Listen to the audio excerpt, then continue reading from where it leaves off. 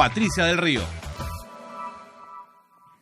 Muy buenas noches, queridos amigos, bienvenidos a Quien Tiene la Razón. Ahora sí terminamos esta semana con cuestión de confianza aprobada, con un presidente del Congreso que no quiere que lo sancione la Comisión de Ética, o que pues la Comisión de Ética no sanciona, sino que sugiere una sanción ante el Pleno del Congreso y que ha puesto una acción de amparo al respecto. Pero creo que terminamos una semana que empezó movida, empezó con un poco de cansancio ya de tanto pleito y que ha terminado con cierta concordia. Hoy es el Día de la Bandera. Además, recuerda la batalla de Arica, que hay que decirlo, es una de las, no podríamos decir hazañas, es una de las historias más dramáticas de nuestro país, en la que hay más patriotismo, en la que hubo una dignidad enorme, pero no hubo gloria, porque Bolognesi y sus hombres mueren sabiendo que van a morir, básicamente porque un pleito político no hizo que les llegara la ayuda en el momento necesario. Una historia de la que tendríamos muchísimo que decir, pero que da cuenta de lo que pasa con países en los que las personas no logran ponerse de acuerdo, ni siquiera contra un enemigo común como puede ser una potencia extranjera.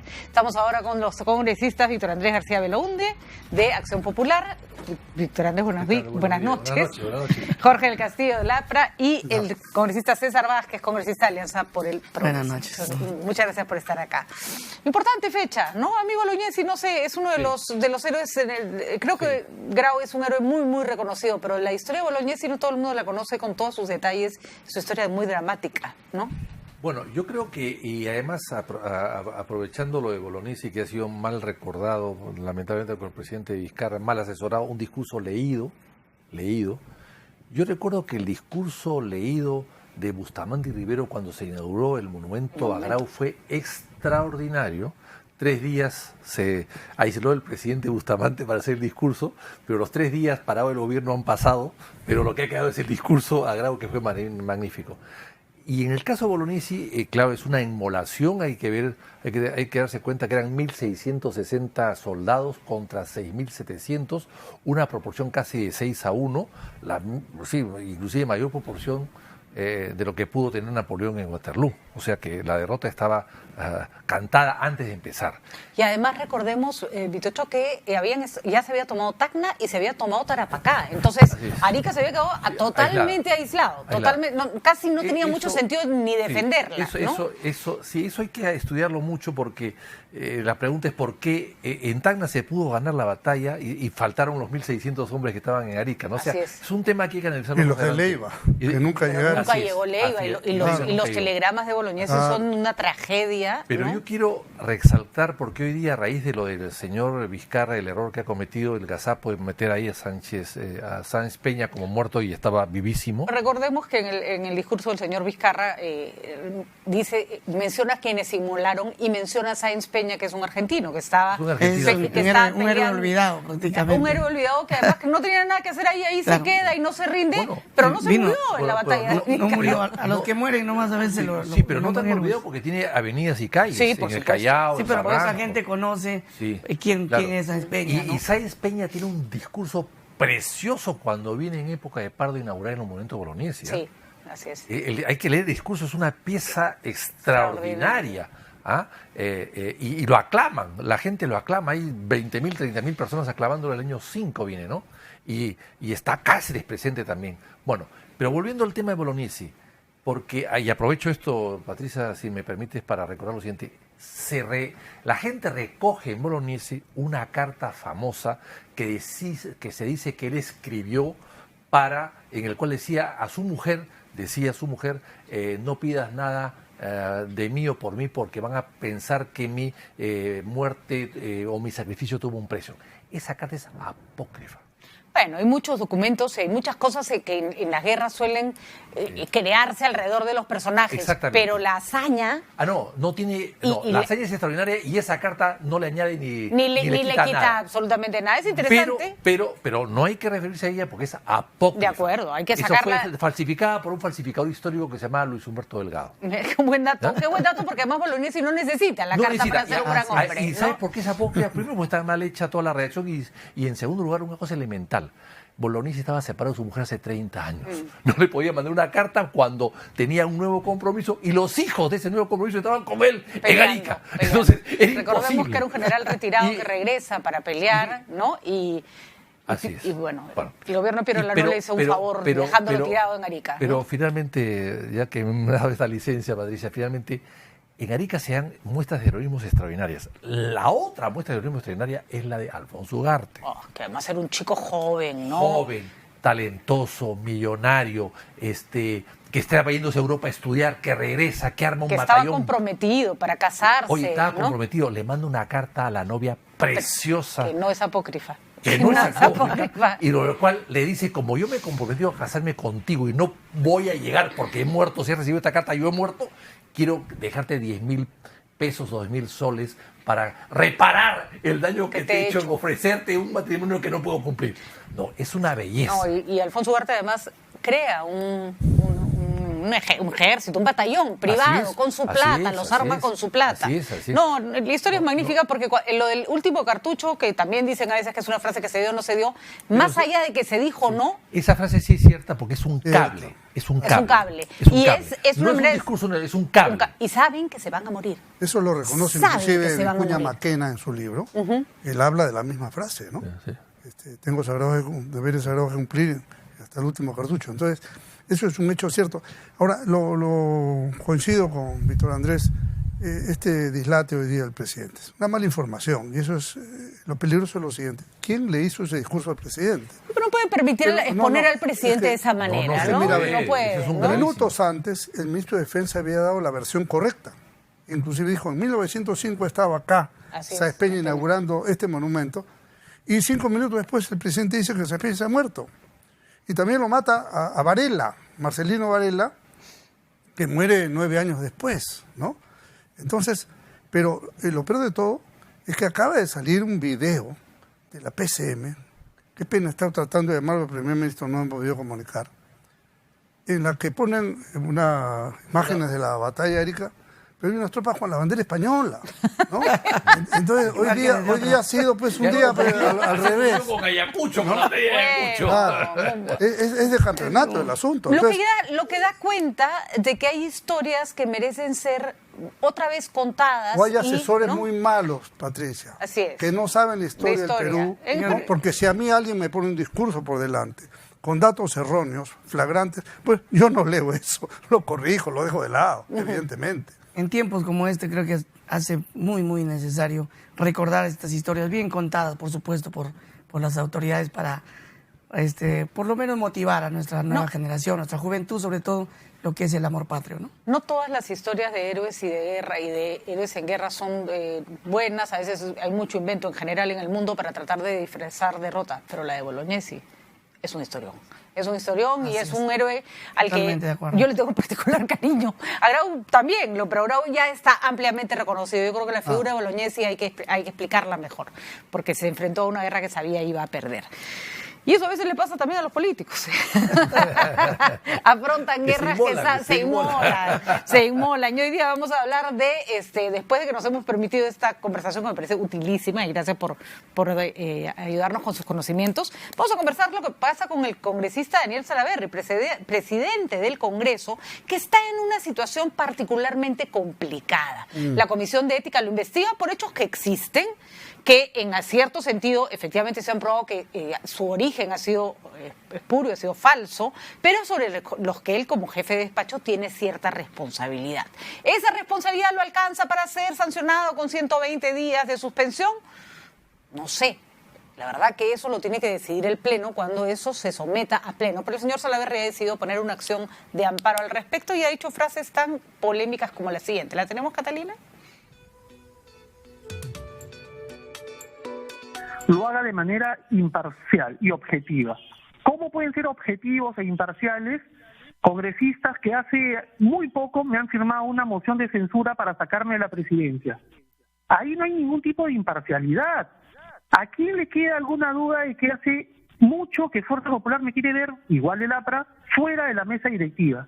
Yo lo único que pido es que se realicen estas investigaciones, pero respetando el debido proceso. Me sorprende, además, he escuchado ahora a algunos congresistas que han salido a hacer declaraciones en el Congreso. Sí. Me sorprende que quienes ayer se mostraban como terribles defensores de la Constitución, ahora cuestionan que yo haga uso de una herramienta constitucional como el amparo. Bueno, me iré a mi casa 4 meses suspendido arbitrariamente por una cúpula de una bancada, pero en el 2021 estoy seguro que muchos no se irán a su casa, sino que se irán a Castro. En general, los riesgos de que una comisión como la de ética pueda ser usada para venganzas políticas es altísimo. Por eso incluso se ha propuesto en algunos casos que la comisión de ética no dependa del Parlamento. Yo creo que la señora Foronda, por ejemplo, en su momento, hay gente que no la quiere, tampoco tiene que haber recibido un trato imparcial. Es casi imposible que haya imparcialidad entre congresistas de diversas bancadas. ¿Qué contestó la señora Enet Sánchez, presidenta de la comisión de ética, que por cierto pertenece a la bancada de gobierno, no es de la bancada fujimorista? ¿La disolución de la comisión puede ser una solución? Yo creo que de marcarse este precedente ahora, o sea, de ser aprobada esta medida cautelar y esta acción de amparo, ojo que son medidas de procesos judiciales viables, legales, que corresponden a cualquier ciudadano hacerla. Sin embargo, aquí, siendo netamente un tema administrativo, la Comisión de Ética lo que ve no correspondería y se marcaría un mal precedente, y entonces sí correspondería, y es una opinión muy personal, que se disuelve en el acto la Comisión de Ética, porque no tendría razón de ser, porque esto marcaría un precedente para que otros congresistas puedan allanarse a la misma. Bueno, la congresista Sánchez contesta también con firmeza, porque siente que ellos han hecho un trabajo que puede ser discutible, pero lo que yo no entiendo es para qué existe el Pleno del Congreso. O sea, en el Pleno hay personas de distintas bancadas y el señor Salaverry tenía ahí espacio para llevar adelante su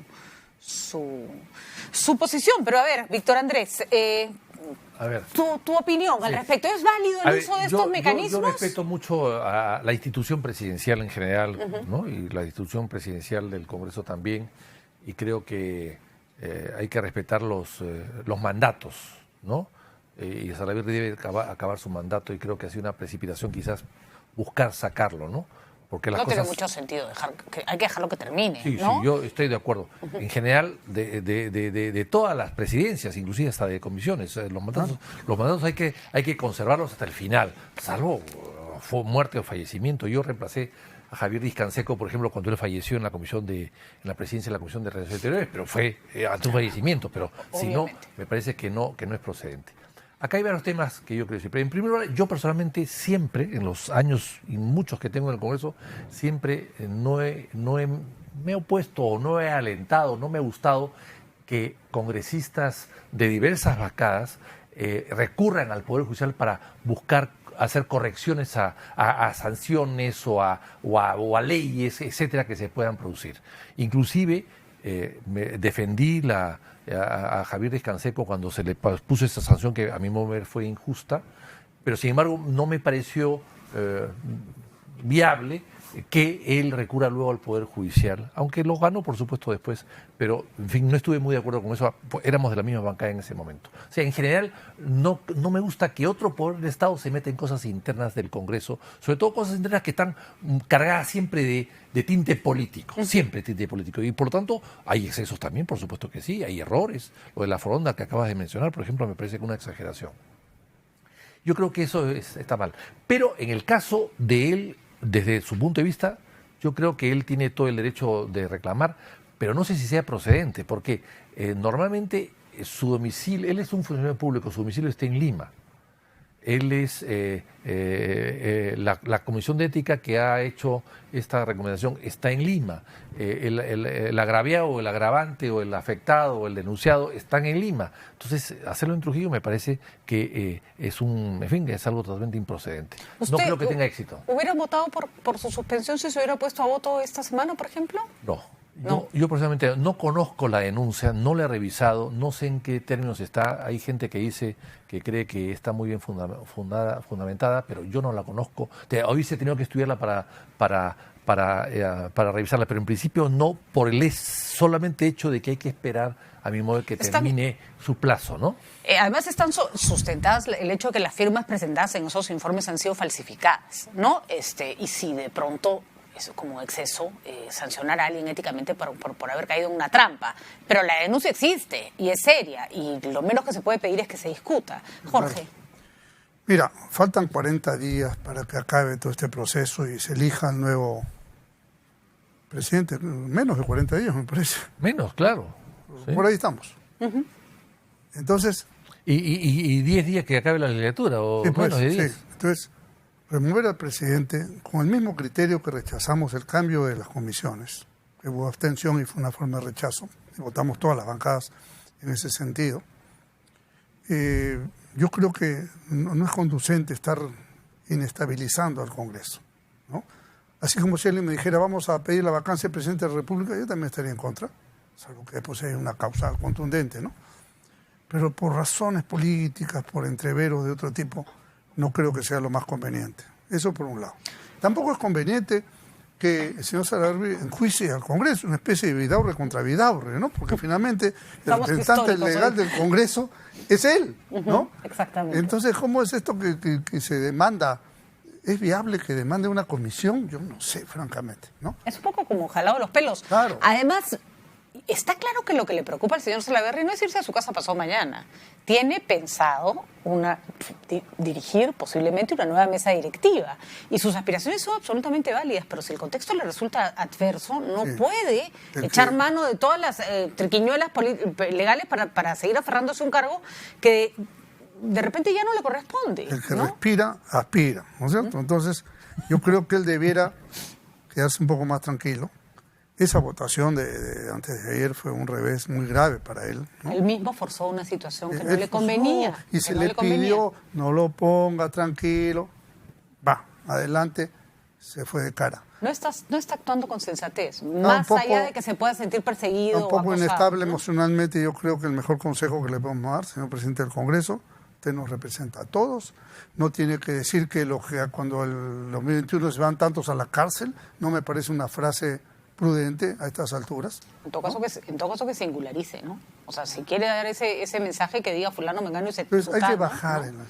O sea, un momento que suponías después pasado el voto de confianza, podía establecerse un mejor nivel de diálogo. De hecho, nosotros hemos tenido ayer una reunión con Salvador de Solá, el señor primer ministro, y muy bien, y él ha anunciado que va a hacer otras reuniones con otros grupos. Entonces, esa es la idea, tender puentes de conversación, de entendimiento, y viene el señor Salaverry y tira una dinamita al medio. No está bien, ¿no? Yo creo que hay que corregir eso.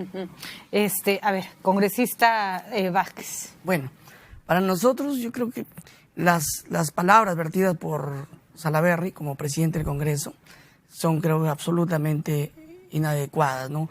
No podría estar advirtiendo la posibilidad de ir a cárcel de algunos colegas. Yo creo que no están a la altura de la investidura de un presidente del Congreso de la República, ¿no? Seguramente está pues con la cabeza caliente. Me junto me uno a la invocación, ¿no? De que hay que pedirle un poco más de calma porque representa a todos los congresistas, pues definitivamente, y tiene que dar muestras de madurez en aspecto. En cuanto a la disolución de la Comisión de Ética.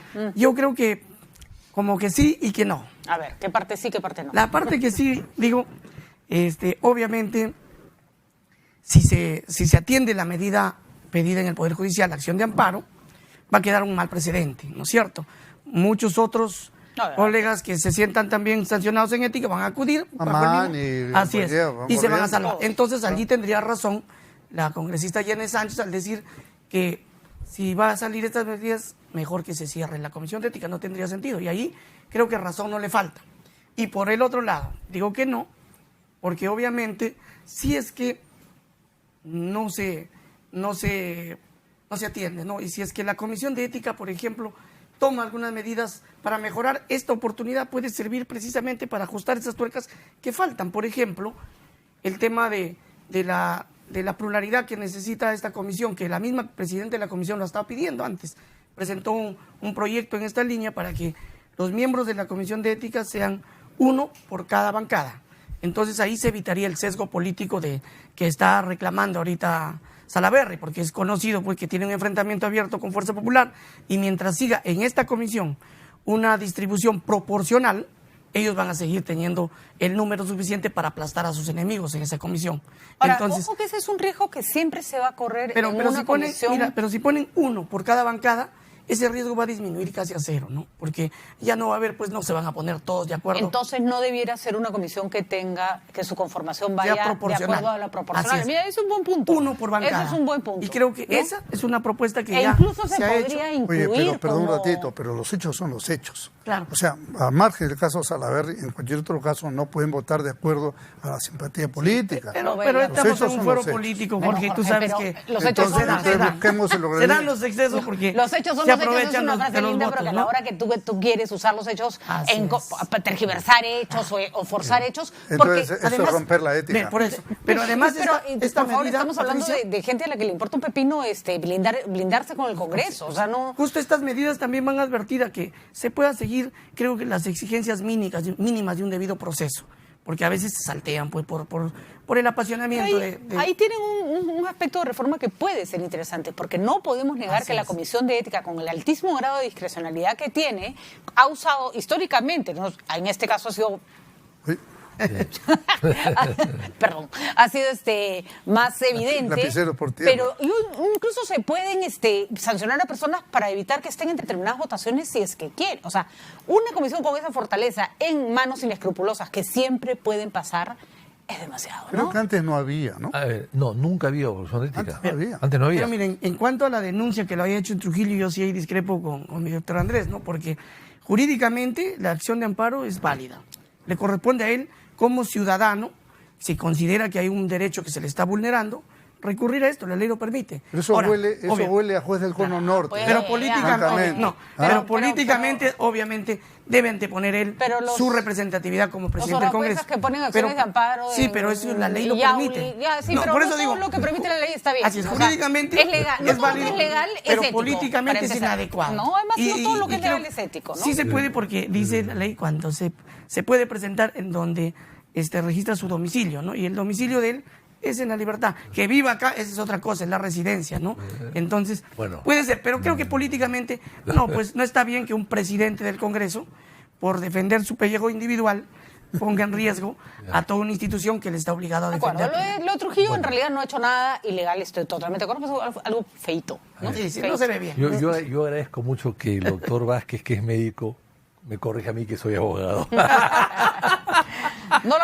Tienen su punto de vista, no son Te puede curar, pero no corregir. En historia sí no ¿Cuál te es, puedo corregir. ¿Cuál es tu especialidad? Cirujano. Me está No te operando quejes, con anestesia. no te quejes. Ya, es interesante lo que dice el doctor Vázquez, por supuesto. Yo me reafirmo en lo que digo. Funcionario público, su residencia es aquí, donde trabaja. Residencia. En fin, es un tema discutible y le agradezco la precisión, pero que los expertos digan en todo caso, ¿no? Pero en fin, yo recogiendo la idea de él, en el sentido, yo creo que la Comisión de Ética, que no existía antes, es cierto, y que se creó para vigilar la conducta o inconducta de los parlamentarios, no ha dado lamentablemente los resultados que se quería. Yo planteé en una oportunidad presentando un proyecto de ley para que la Comisión de Ética sea extraparlamentaria. Externa. Que sea externa y que sean, digamos, miembros natos, los expresidentes del Congreso, etcétera, etcétera, etcétera. O sea, gente que está fuera de la lucha partidaria, qué sé yo, ¿no? Pero que tengan relación con el Congreso. Pero eso hasta ahora no se ha aprobado. Pero lo que sí creo es que el buen cambio que se puede hacer es lo que él se tiene que ver interesante en el sentido de que sea uno por bancada, que no haya mayoría de nadie, para que no haya pues esta carga política de defensa a tu correligionario, ¿no? Y eso sí se podía lograr. Eso parece una buena... Y ya que estamos y en levantamiento de fuero también, en la Comisión de Levantamiento de Fuero. También. O sea, para que no haya lo que está pasando. Miren, tienen reformas pendientes, ahí tienen buenas ideas, claro. que además no las ha mandado Vizcarra. Las pueden aplicar ustedes. Vizcarra no se ha iluminado con eso. Menos mal, porque cuando viene del Palacio no les gusta. Entonces, por eso es importante que el mismo Congreso genere sus propios mecanismos de corrección. Sí. No, Vizcarra se mandó una cosa equivocada, con hombres equivocados, con gente viva o muerta. No sé qué cosa hubiese hecho. Cirujano, corríjalo. Mientras vamos a una pausa, regresamos en breve.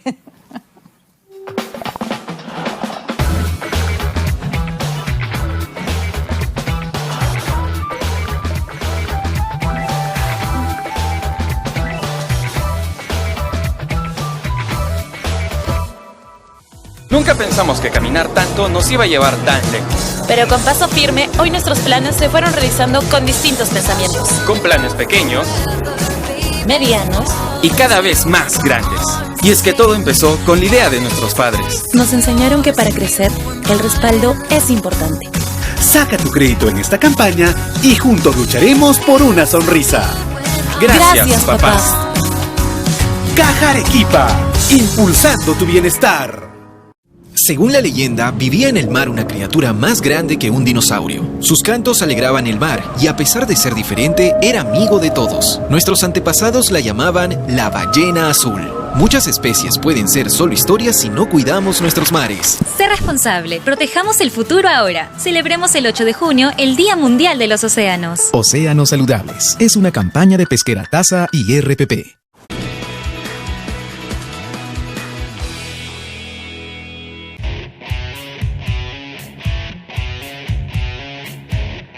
Carlos Segarra, presidente de la CONADE, anunció medidas de prevención y la elaboración de un plan de trabajo con el objetivo que ningún deportista peruano arroje positivo en las pruebas antidoping durante los Panamericanos y Parapanamericanos Lima 2019.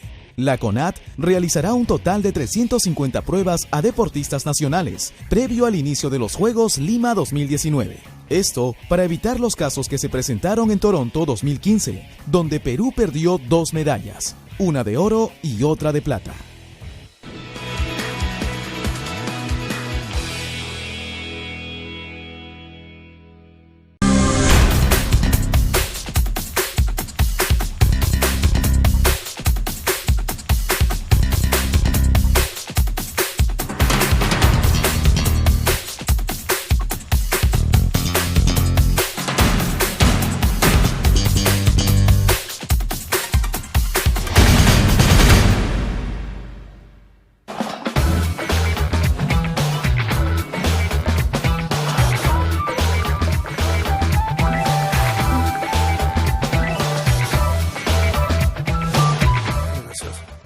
Seguimos en Quién tiene la razón y hemos estado conversando sobre el futuro del presidente del Congreso, Daniel Salaverry. Acá están más o menos de acuerdo en que se debería quedar presidiendo el Congreso hasta que termine la legislatura, sea lo que sea que esta dure, porque claramente la van a tener que extender, y luego habrá cambio de presidente del Congreso y también cambio en las comisiones, que es otro tema pendiente. Yo quería preguntarles quiénes deberían integrar la siguiente mesa directiva del Congreso de la República. ¿Cuál debería ser su Esa pregunta no se la puede hacer al candidato.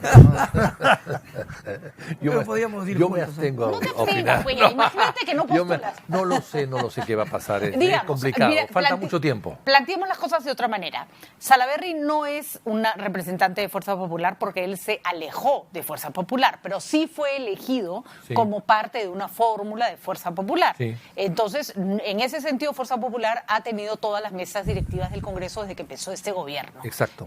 La pregunta es, ¿está en condiciones o debiera seguir, más allá de que después los traicionen, apuntándose a esa opción, o ya es hora de que los de Fuerza Popular digan, ya estuvo bueno? A ver.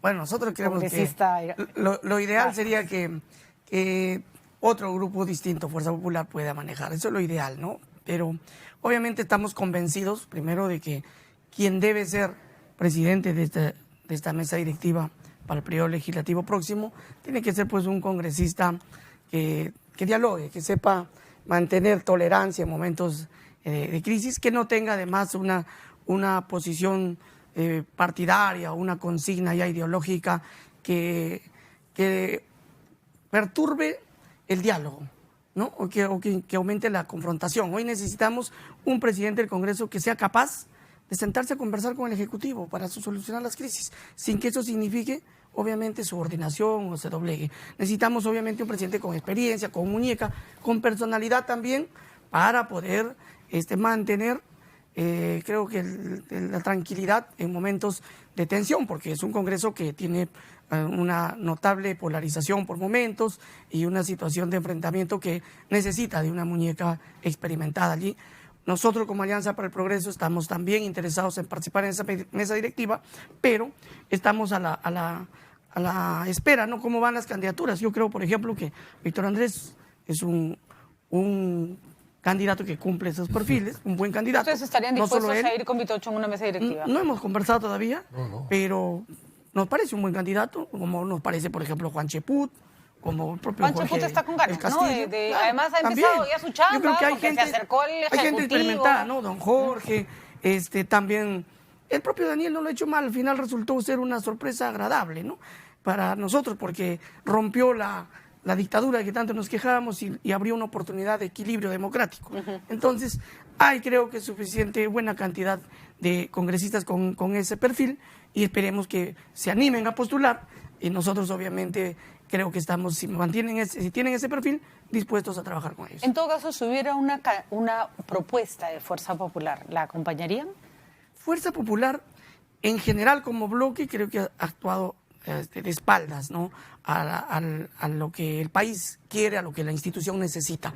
Sin embargo, no podemos generalizar que todos los integrantes de Fuerza Popular son personas que no ayudan a la institución o que no pueden aportar. Yo creo que hay gente valiosa también dentro de Fuerza Popular, pero no han tenido la oportunidad de mostrarse. Creo que no le han permitido ser visibles porque definitivamente había una cúpula que los ha doblegado y habrá que ir buscando. No descarto toda esa posibilidad porque sí hay gente también buena que tiene perfil para esto, pero vamos a ver si le dan la oportunidad. Pero de preferencia, si me preguntas como Alianza para el Progreso, preferiríamos que no sea de Fuerza Popular, pero no lo descartamos totalmente, mientras sea una persona nueva, que no tenga pues una mochila pesada de desprestigio y sobre todo que sea capaz de dialogar y conversar con nosotros y con el Ejecutivo, porque entendemos que el diálogo es lo primero. ¿Algún ejemplo? Yo prefiero no dar nombres para no generar celos, pero que sí hay gente provinciana, gente de acá de Lima también, que no ha tenido la oportunidad de mostrarse porque ha habido un manejo de una cúpula que pues ha tenido el dominio total, no solo de la bancada, sino del propio Congreso. Esa cúpula de la que habla Daniel Salaverry, que justamente se sospechaba iba a quebrar. Solo 2 congresistas se han salido de Fuerza Popular en estos últimos días. Habrá que ver si no se sigue menguando esa fuerza con No se quebraron más, yo creo, porque dejaron la libertad de votar, ¿no? Porque si hubiesen querido presionar, como lo hicieron en otras oportunidades cuando querían demostrar su poder, hubiese sido una fuga masiva, sin duda alguna. Jorge, ¿les gustaría presidir una mesa, acompañar una mesa? ¿Acompañarían a Vitocho? Mira, en primer lugar yo creo que la propia gente de Fuerza Popular está un tanto persuadida de que no deberían insistir en presidir la mesa, ¿no? Se quejan de que se les echa la culpa de todo lo que pasa en el Congreso a ellos, pero insisten en poner la cara siempre ellos primero, ¿no? Bueno, pero... Han acaparado tanto que... Ojalá ya hayan aprendido la lección. El tema es que, vamos a ver, tú entras con 73, ahora están en 53 y pueden seguir bajando. Pero no solamente en el número de congresistas, sino en la aceptación popular.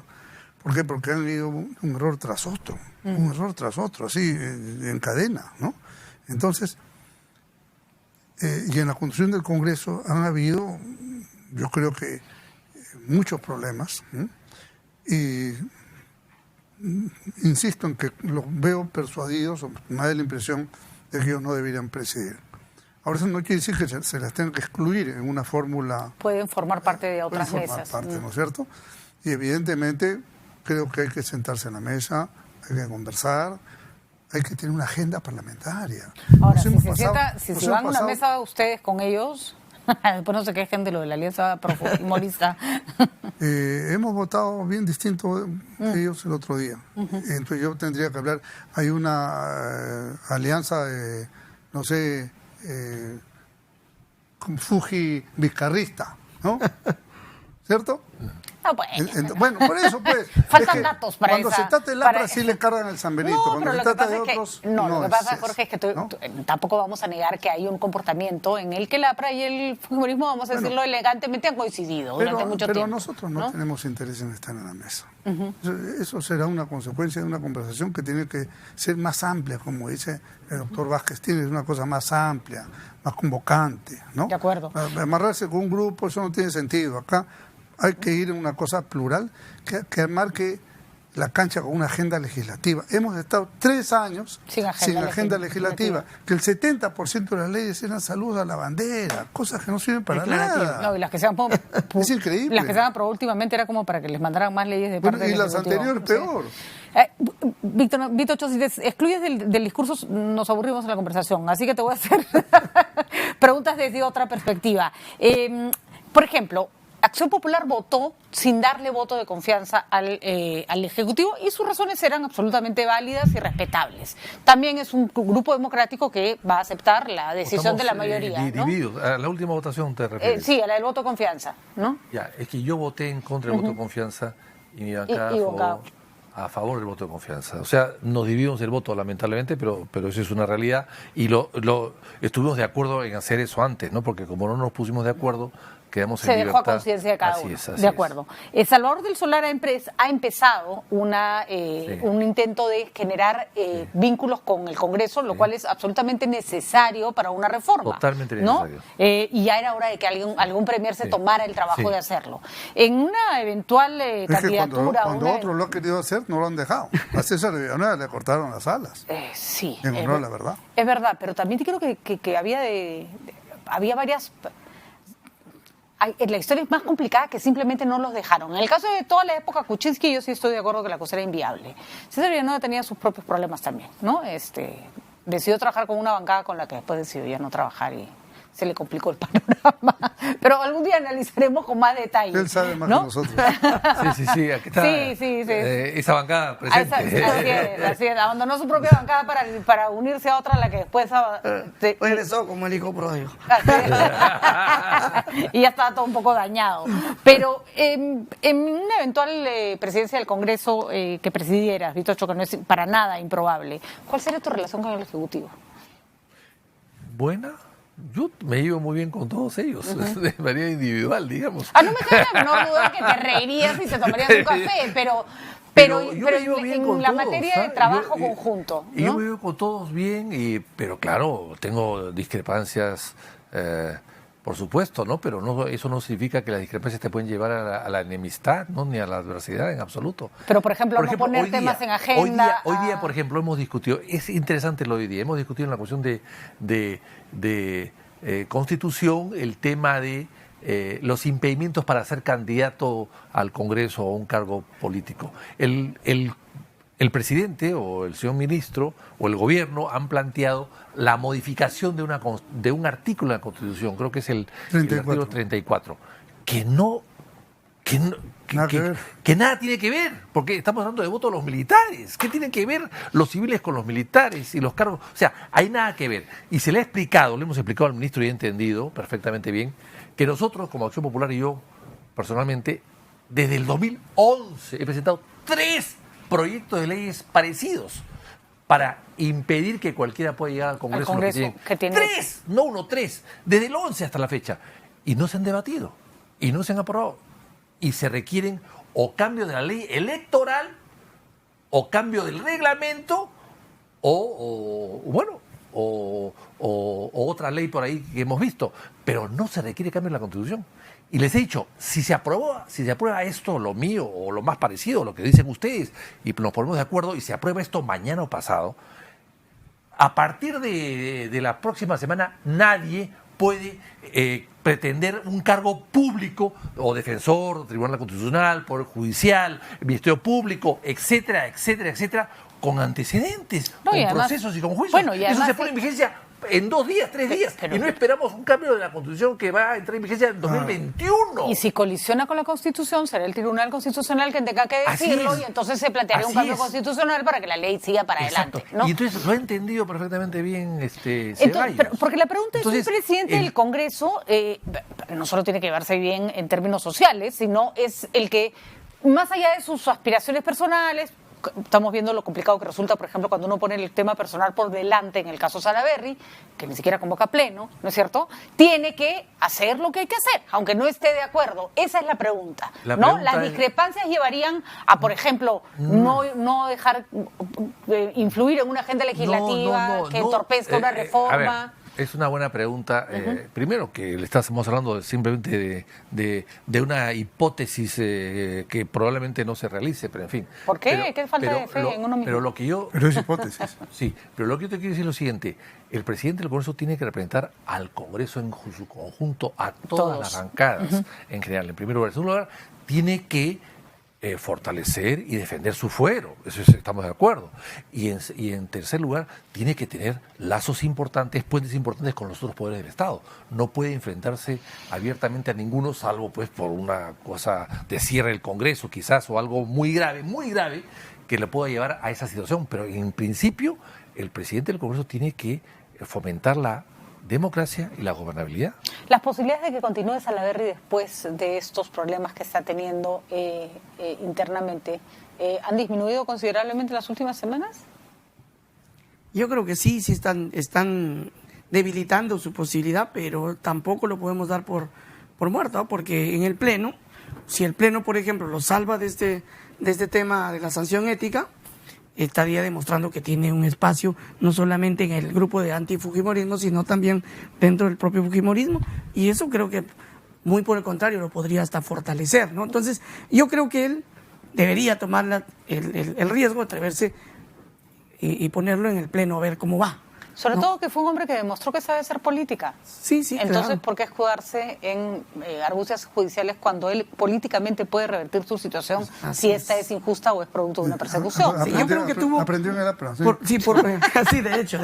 Pero por mucha experiencia que tenga y se le ha reconocido, creo que tuvo un error gravitante político, que fue no poner en agenda el cambio de comisiones unos 10 o 15 días antes de la cuestión de confianza. Porque si se hacía eso, cambiaba totalmente la composición de la permanente y no tendríamos los resultados que el pueblo nos ha cuestionado sobre el caso Chávarri, y 2, hubiese logrado la propuesta de la pluralidad o de la equidad en la Comisión de Ética, porque una de las propuestas para el cambio de comisiones era que Ética tenga uno por bancada. Si eso sucedía, no tendría por qué estar llorando ahora sobre la leche difícil tomar derramada. una decisión así cuando él va a estar reinvestigado en ética, ¿no? Pero Complicado, ¿no? Complicado, pero es verdad, las cosas que no se hacen en su momento, ya después no tienen mayor sentido. Ahora, eso no quiere decir, y eso también es importante señalar, que el nuevo presidente del Congreso, si se reelige el señor Salaverry, viene con recomposición de comisiones. Eso ya resulta absolutamente impostergable. En agosto, de todas maneras.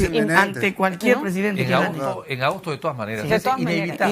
Lo que sí sería interesante es que todos los congresistas decidan en qué bancada se van a quedar, porque también exacto, qué complicado, cada vez que van a recomponerse el Congreso la Federación de Fútbol, ¿no? Cierre de pases, ¿no? Entonces, esa está buena. Debería haber un tiempo, hasta acá se cambian ustedes de bancada. O si se cambian, ya no tienen la probabilidad de recomponer las comisiones, porque las comisiones sí tienen que ser para todo el año, ¿no? Porque si no se cambia todo. Porque, por ejemplo, Juan Cheput podría ser presidente del Congreso. ¿Tiene que formar parte de alguna bancada para ser presidente del Congreso? Y ahorita no tiene. En estos momentos no. Ahorita no tiene, ¿no? No tiene bancada. Problema, el reglamento exige pertenecer a una bancada para poder postular. Si no encuentra una bancada, no va a poder ser candidato. Injusto que esté fuera, en fin, ya. No es injusto que esté fuera, porque es un hombre de calidad. No, es un hombre. No, claro, por supuesto. Es un gran cuadro. Pero, ¿y por qué está sin bancada? Porque se lo abandonaron. Los evangélicos no lo vieron muy cristiano, creo, y formaron su propio grupo. Sí, pero bueno, yo creo que con la capacidad que él tiene, estoy seguro que se va a ubicar fácilmente en otra bancada. Él y Gilbert Violeta están en la misma situación, ¿no? Están desbancados. ¿Y qué pasó con los dos personajes del fujimorismo que se salieron de la bancada fujimorista? Tampoco tienen... No, uno entraba a PP. Sí, uno ha entrado con nosotros. Está creciendo. Nosotros ya somos 10. Acuña somos está creciendo. Calladitos, ¿no? Ya somos 10, somos la segunda fuerza política en el Congreso, pero vamos por más, como dice. Mira, calladitos. Muy bien, señores, vamos a ver entonces, y lo interesante es que esto se haga en medio del juego político que el Congreso permite y no con bajezas, ¿no? No con pullas. Por eso también lo de la Comisión de Ética y el señor Salaverry se ha sentido tan desagradable. Eso es muy importante, ¿no? Que el Congreso dé una demostración. Primero, que ahí se puede hacer docencia política, hay que escuchar a la gente, hay que resolver las cosas, construir una agenda común con el Ejecutivo. Por supuesto. ¿No es cierto? Puede tener su agenda propia, pero hay temas comunes que se pueden hacer. Mira, el tema de seguridad ciudadana, por ejemplo, a gritos la gente lo está pidiendo. Yo le pedí al presidente del Congreso que antes de terminar la legislatura haga un día, una sesión plenaria para ver solamente temas de seguridad. Y en aquellos aspectos en los que el Ejecutivo y el Legislativo han puesto los mismos temas en la agenda, esos son los únicos casos en que han sacado adelante cosas importantes. Por ejemplo, el tema de salud mental planteado por el congresista del Castillo, que tuvo el involucramiento del Ministerio de Salud. Por ejemplo, el tema de las cooperativas, que también... Eso costó mucho. Pero que se trabajó en conjunto. Y el control de funciones antimonopolio también está consensuado. También el tema de los 30 días de pago de las facturas de las pequeñas empresas, que hay sectores que lo quieren vulnerar, ¿no? También que estamos de común acuerdo con el gobierno, ¿no? Pero la seguridad es un clamor. Un clamor. Eso no se puede demorar más. Y viene los panamericanos y todos los chorros del Perú se van a trasladar a Lima a ver a quién agarra. Sí. ¿No? Qué bonitos están los espacios de los panamericanos. Sí, sin duda, pero van a venir turistas, todo. Hay que evitar esas cosas. Hay que evitar, efectivamente. Quiero, antes de pasar los videos que nos ha traído el doctor del Castillo, que son importantísimos sobre las metidas de pata el Día de la Bandera, sí preguntarle sobre, está clarísimo que el SUNEDU, que fue un organismo que empezó con trompicones, con dificultades, está cumpliendo una labor importante y nos estamos dando cuenta del nivel de estafa en las universidades. Por cierto, paréntesis, hay que hacer el mismo trabajo con colegios particulares que después vienen los colegios. No, porque es lo que está ocurriendo en colegios particulares. Terribles. Terrible, una oferta hasta peligrosa, diría yo. Sí, claro. ¿No? Pero estas universidades que tienen unas fachadas de papel, literalmente de papel. O sea, es 5 pisos arriba. Da cuenta de que se está haciendo un trabajo importante y que el licenciamiento es importante. ¿Hay una iniciativa para investigar a la SUNEDU en el Congreso de la República? No entiendo. Sí, se formó una comisión investigadora en el año pasado, en mayo, me parece, 2018, con la finalidad de investigar 3 cosas en SUNEDU, ¿no? Uno, los contratos de personal que aparentemente decían no se ajusta el perfil con los sueldos, ¿no? Es decir, habían bachilleres, por ejemplo, de una profesión que ganaban por encima de los 15,000 soles, ¿no? Por otro lado, las consultorías que se estaban haciendo, que eran muy caras y aparentemente no tenían resultados. Y por otro lado, se estaba investigando la supuesta politización del licenciamiento en las universidades. Entonces, se dieron 60 días, 2 meses para que se investigue, pidieron más tiempo y más tiempo, hasta el final ya ha pasado 1 año. Y ya la parte técnica, el Congreso ha dicho un momentito, ya no pueden tener más años, se le pasó el plazo, ¿no? Y no les han aceptado ampliaciones. Ahora la misma presidenta de la comisión está presentando una nueva moción como para, bajo el sustento del anterior, se pueda autorizar. Me parece buen momento, ¿no? Sí, yo creo que han tenido un tiempo suficiente ya para hacer la investigación y hay que también reconocer las cosas buenas, como he dicho, de este proceso, sobre todo el licenciamiento, que nos ayuda a mejorar las exigencias, las condiciones mínimas para formar bien a nuestros profesionales, ¿no? ¿No sería mejor que este tipo de investigaciones se lleven a cabo en Contraloría? Es decir, traspasar la responsabilidad a Contraloría porque hay demasiados intereses formados detrás de las universidades, ¿no? Sí, nosotros tenemos una idea en el siguiente sentido. Son miles de muchachos que pertenecen a estas universidades que van a cerrar en un lapso. Entonces hay que resolver bien, amablemente y económicamente las transferencias que tienen que hacer a otras universidades. Eso es fundamental. Porque si no, otras les pueden poner vallas tremendas, dinero para pasar. Entonces acá tiene que haber una solución hacia universidades públicas o privadas, pero tiene que haber una regulación. No se puede dejar a decenas de miles de jóvenes a la buena de Dios para que se aprovechen. Ya los estafaron una vez, no los pueden estafar la segunda. Incluso es una cosa que se puede arreglar vía un manejo adecuado de la oferta de mercado, porque para la universidad que sí está licenciada, le conviene atraer alumnos, porque además que la universidad sea mala no quiere decir que los chicos no hayan rendido, ¿no es cierto? Absolutamente. Porque muchas de las... La universidad no hace al alumno tampoco, no siempre. No siempre hace al alumno, y además, digamos que después tener una fachada de cartón, pero si el profesor que te tocaba al frente era bueno y tú sabías estudiar, además, la cosa funciona. Y el joven puede ser autodidacta, puede estar... Y se le puede poner en una etapa de nivelación, si es necesario, ¿no? No, yo creo que eso lo puede hacer quizás el gobierno directamente, y yo estoy contigo, Patricia, que esto es un tema de la Contraloría, más que del Congreso, de la Contraloría. Además, ya se les dio un plazo, no lo han cumplido en 2 o 3 oportunidades, y ya se perdió esa oportunidad, que lo haga la Contraloría. Y en segundo lugar, dar una norma que la pueda dar el gobierno, o si necesita el Congreso, que lo sugieran ellos en todo caso, si es necesario, para que esos alumnos pasen bajo las mismas condiciones y con el mismo pago de matrícula, paguen a otras universidades y el gobierno las proteja para que puedan continuar su carrera y no la pierdan porque tienen que pagar en otra universidad mucho más. Un plan de transferencia. Mira, ese es un tema como de portabilidad universitaria, ¿no? Puede ser de alguna manera, pero por ejemplo eso es ideal para concertar ejecutivo-legislativo. Así es. ¿No? La idea sale del Congreso, vamos a... y de hecho, ¿qué tal si nos llamamos a la ministra de Educación y le planteamos el tema? Y hay que tener en cuenta hasta la ubicación, la ubicación de la universidad también, porque si te pone una universidad que está a kilómetros de distancia, además no el pasaje y todo. No todos se tienen que transferir en bloque de la universidad AE, o sea, debe haber opciones para que se absorban en distintas universidades que ofrecen la misma carrera. ¿Cuánto le pagan los profesores en estas universidades por dictar una hora de clase? Entre 20 y 40 soles. Sí, claro. Por dictar una hora de clase. O sea, y son profesionales los que dictan. Y ahora necesitas maestría. Hasta con maestría para enseñar. Más ganaba yo enseñando en la academia. Se pagan 40 soles o 30 soles solamente en la movilidad del profesor para ir ahí y venir hasta acá. Ya se gasta la mitad. Sí. Es terrible. Y al alumno al alumno paga más por recibir lecciones que al profesor por darlas. Sí. Bueno, de todas maneras hay que reconocer que SUNEDU empezó a trompicones, pero es un buen ejemplo de cómo una institución se ha ido fortaleciendo y ha terminado siendo beneficiosa para los alumnos, pero eso sí hay que echarle un ojo porque no deja de ser un organismo con muchísimo poder. Congresista Velázquez, usted tenía tenía una información sobre lo que está ocurriendo en la Subcomisión de Acusaciones Constitucionales con un pedido de archivamiento de la denuncia de la señora Ábalos. El lunes se va a ver, y en la Subcomisión de Acusaciones Constitucionales, el informe de calificación de esta denuncia constitucional que hizo la fiscal de la Nación al fiscal Chávarri por el deslagrado de la oficina, ¿no? Yo lo advertí en su momento que, habiéndose archivado una denuncia sobre los mismos hechos, sobre la misma persona en este periodo legislativo, si nos pegamos a lo que dice el reglamento en el artículo 89, numeral 9, M, esto tendría que verse en el próximo periodo legislativo.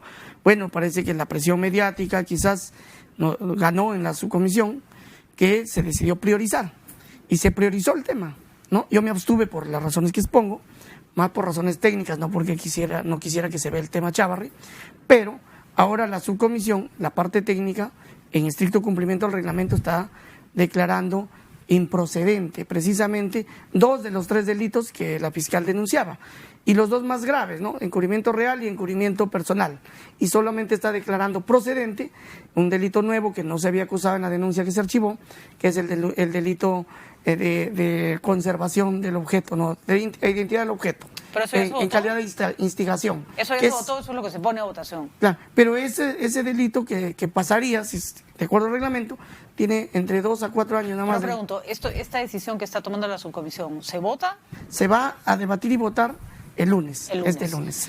Y esa es la recomendación técnica que se hace. Sí, la recomendación técnica es que se declare improcedente. Si se aprueba esa calificación, ese informe de calificación, y como dice el reglamento, si se aprueba esa improcedencia, 2 de los 3 delitos quedarían archivados definitivamente, prácticamente de manera definitiva, y quedaría solo el más débil, el más facilito.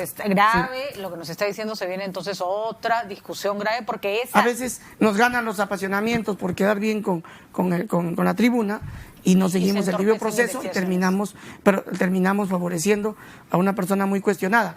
Y a mí lo que sí me preocupa es un poco que la misma Fiscalía de la Nación debió conocer esto, porque dijo en un momento la fiscal de la Nación que ella no puede acoplarse a los plazos del Congreso, pero no son los plazos del Congreso. El reglamento del Congreso tiene rango de ley orgánica y tenían la obligación de conocerlo. El lunes que probablemente se discute eso, vamos a tenerlo de nuevo para que nos vuelva a explicar que el tema es bastante serio y se viene otra hecatombe con cintillos chavarri, ¿no? Ya, la chavarrización de la política, estamos todos un poco agotados. Vamos a poner el video en donde sale la bandera española, por favor, lo tenemos, Catalina. No puedo creer. Yo no lo he visto. El congresista Castillo nos ha traído. Cata. Para caerse de espalda.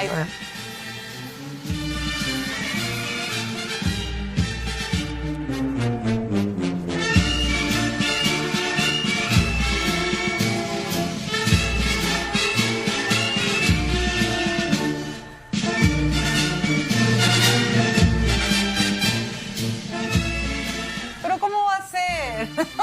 Los españoles ya se habían ido hace rato, señores. Hay magníficas pinturas, además, que reflejan la batalla de Arica. ¿No? Lipiani.